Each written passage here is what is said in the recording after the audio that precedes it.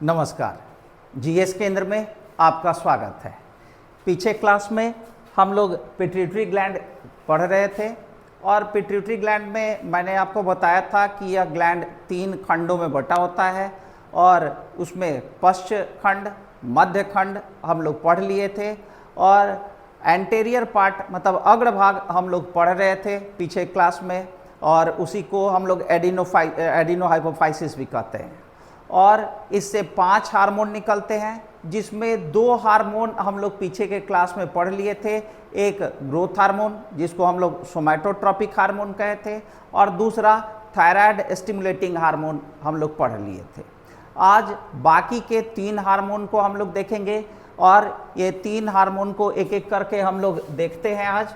और ये 3 हार्मोन में हम लोगों का एक हार्मोन था गोनाडोट्रोपिक हार्मोन और दूसरा हार्मोन हम लोगों का था लैक्टोजेनिक हार्मोन और तीसरा हार्मोन जो हम लोगों का बाकी रह गया है वो है हम लोगों का एड्रीनोकॉर्टिकोट्रोपिक हार्मोन। ये 3 हार्मोन हम लोगों का बाकी रह गया है। एक एक करके इन तीनों हार्मोनों को हम लोग देखते हैं और शुरुआत करते हैं हम लोग GTH से, अर्थात गोनाडोट्रोपिक हार्मोन। यहाँ पर गोनाडोट्रोपिक हार्मोन, यह हार्मोन गोनैड्स पर काम करता है। गोनैड्स का अर्थ होता है जनन ग्रंथियाँ, और मेल में यह टेस्टिस और फीमेल में यह ओवरी पर काम करता है। और इस हार्मोन के अंतर्गत 2 हार्मोन आते हैं, एक को हम लोग कहते हैं FSH और दूसरे को कहते हैं LH। FSH अर्थात फॉलिकल स्टिमुलेटिंग हार्मोन और LH अर्थात ल्यूटेनाइजिंग हार्मोन। ये दोनों हार्मोन मेल और फीमेल दोनों में काम करते हैं। जैसे अगर हम लोग FSH की बात करें, फॉलिकल स्टिमुलेटिंग हार्मोन की बात करें, तो मेल में यह स्पर्मेटोजेनेसिस करता है। जेनेसिस का मतलब होता है निर्माण और स्पर्मेटो अर्थात स्पर्म।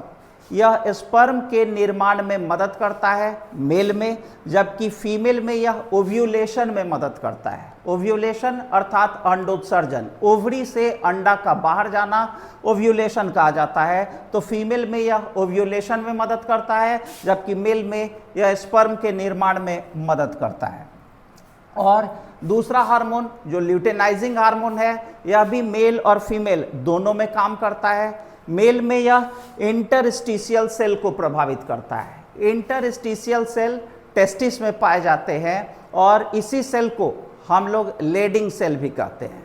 इंटरस्टिशियल सेल को जब यह प्रभावित करता है तो एक मेल हार्मोन का स्राव होता है वहाँ से, जिसे हम लोग टेस्टोस्टेरॉन कहते हैं, जबकि फीमेल में यह कॉर्पस ल्यूटियम की वृद्धि में मदद करता है।